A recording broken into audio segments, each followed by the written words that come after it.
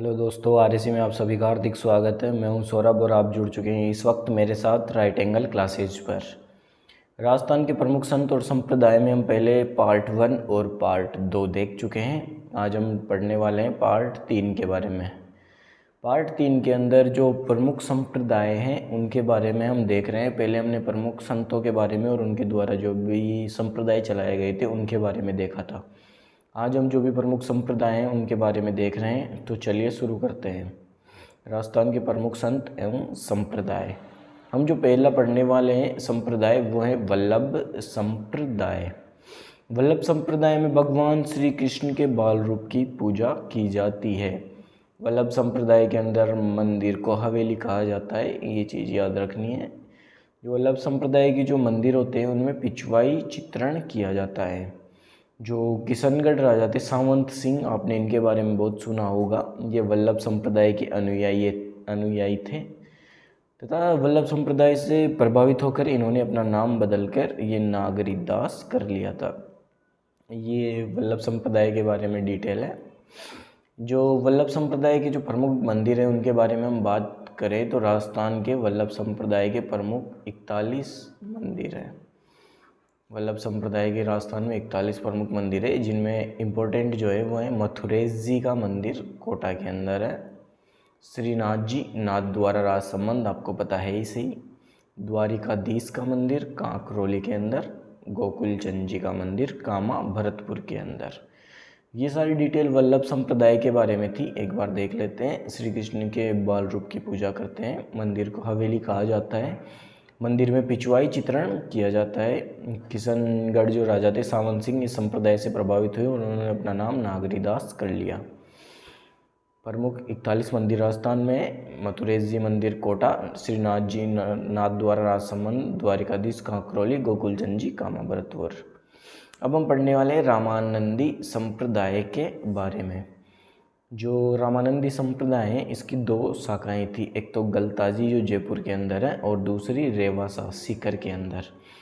जो गलताजी जो इसकी शाखा थी उसके मुख्य जो संस्थापक थे, चलाने वाले, वो थे कृष्णदास पयहारी।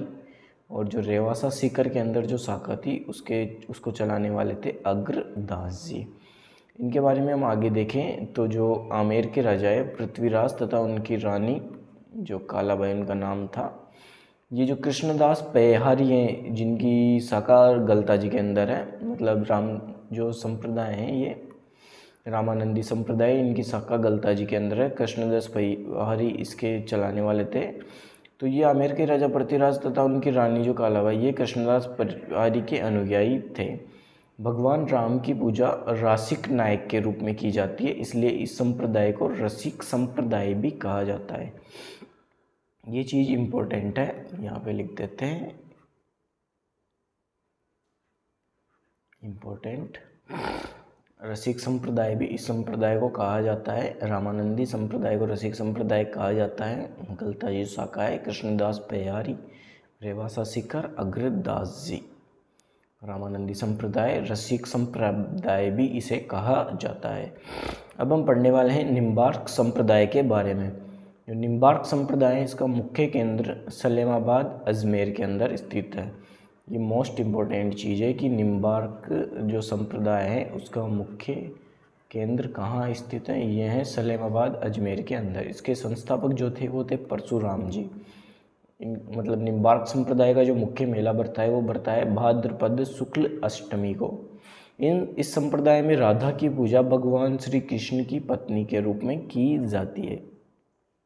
निम्बार्क संप्रदाय के बारे में सारी डिटेल आपके सामने है, जिसमें सबसे जो इम्पोर्टेंट है वो इसका मुख्य केंद्र जो सलेमाबाद अजमेर में स्थित है, यही है। बाकी और नॉर्मल डिटेल आपको याद करनी है। अब हम पढ़ने वाले हैं परनामी संप्रदाय की। इसकी जो संस्थापक थे वो थे प्राणनाथ जी। मुख्य केंद्र पन्ना एमपी में है और इसका एक ग्रंथ है, यहाँ लिख देते हैं मुख्य ग्रंथ। उस ग्रंथ का क्या नाम है? ग्रंथ का नाम है कुजलम स्वरूप। मुख्य ग्रंथ इसका नाम है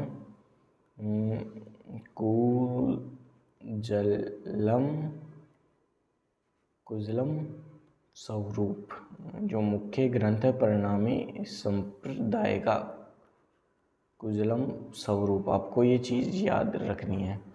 इसके संस्थापक प्राणनाथ जी, प्रणामी संप्रदाय के संस्थापक प्राणनाथ जी, मुख्य केंद्र पन्ना MP में, मध्य प्रदेश। आदर्श नगर जयपुर में प्रणामी संप्रदाय का मंदिर स्थित है। ये चीज़ आपको प्रणामी संप्रदाय के बारे में याद रखनी है और इसका मुख्य ग्रंथ कुजलम स्वरूप है। अब हम आगे बढ़ने नाथ संप्रदाय की ओर। नाथ संप्रदाय दो भागों में बटा हुआ है, एक है मानपंथी और एक है बैरागपंथी। जो मानपंथी संप्रदाय है वो है महामंदिर जोधपुर में स्थित, और जो बैरागपंथी है वो राताडूंगा नागौर के अंदर स्थित है।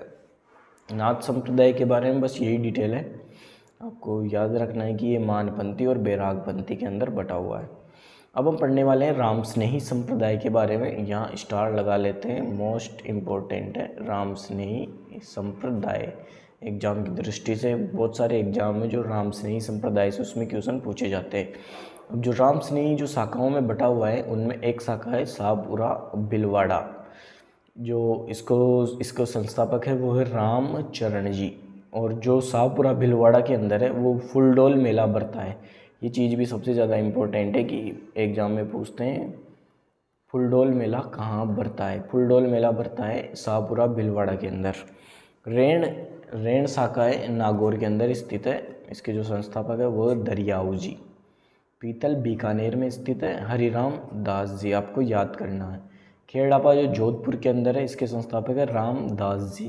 ये जो चारों शाखाएँ आपके सामने लिखी हुई है और इनके जो भी संस्थापक है वो सबसे ज़्यादा इम्पोर्टेंट है। पिछले जो भी अपन ने संप्रदाय पढ़े हैं उनमें सबसे ज़्यादा इम्पोर्टेंट राम स्नेही संप्रदाय है।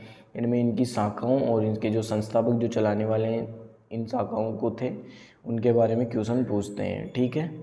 तो राम स्नेही संप्रदाय के बारे में ये सारी चीज़ याद रखनी है। शाहपुरा भिलवाड़ा रामचरण जी, रेण नागौर दरियाऊ जी, पीतल बीकानेर हरिराम दास जी, खेड़ापा जोधपुर रामदास जी। जो राम स्नेही संप्रदाय हैं, जो इसके साधु हैं वो गुलाबी रंग के कपड़े पहनते हैं, और राम स्नेही संप्रदाय निर्गुण भक्ति का संप्रदाय है। ये सारी चीज़ें आपको याद करनी है राम स्नेही संप्रदाय के बारे में। अब हम पढ़ने वाले हैं अलखिया संप्रदाय के बारे में। अलखिया संप्रदाय के जो संस्थापक थे वो थे स्वामी लालगिरी। जन्म स्थान इनका स्वामी लालगिरी का वो है चूरू के अंदर, मुख्य केंद्र बीकानेर में है। इस संप्रदाय का अलखिया संप्रदाय का जो मुख्य केंद्र है वो बीकानेर में स्थित है। और जो स्वामी लालगिरी थी इनकी पुस्तक के बारे में बात करें, स्वामी लालगिरी की पुस्तक के बारे में बात करें तो इनकी पुस्तक का नाम था अलख स्तुति प्रकाश। स्वामी लालगिरी की पुस्तक है अलख स्तुति प्रकाश। इनका जन्म है वो हुआ था चूरू में, और जो इनका मुख्य केंद्र है वो है बीकानेर के अंदर। तो हमने आज राजस्थान के प्रमुख संप्रदाय पढ़े हैं, जिनमें 7 संप्रदाय हमने पढ़े हैं। जो प्रमुख संत थे और उनके द्वारा चलाए गए संप्रदाय हैं उनमें हमने 3 क्लासें लिए टोटल। 3 क्लासें 5-5, 10-10 मिनट की है, कोई ज़्यादा लोड की बात है नहीं। आप आराम से इन क्लासों को अगर 2-2, 3-3 बार देख लेते हैं, मतलब 1 घंटा भी अगर इस चीज़ को देते हैं तो एग्ज़ाम में आपके लगभग 2 से 3 नंबर पक्के हो जाते हैं, क्योंकि 2-3 क्वेश्चन प्रमुख संत और संप्रदाय से आर्ट एंड कल्चर के अंदर हर एग्ज़ाम में पूछते हैं।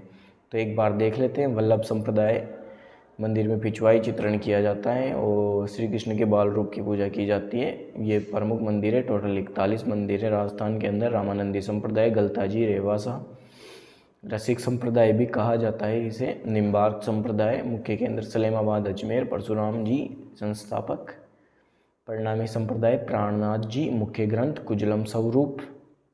नाथ संप्रदाय मानपंथी बैरागपंथी। राम स्नेही संप्रदाय शाहपुरा भिलवाड़ा रामचरण जी, रेण नागौर दरियाऊ जी, पीतल बीकानेर हरिराम दास जी, खेड़ापा जोधपुर रामदास जी।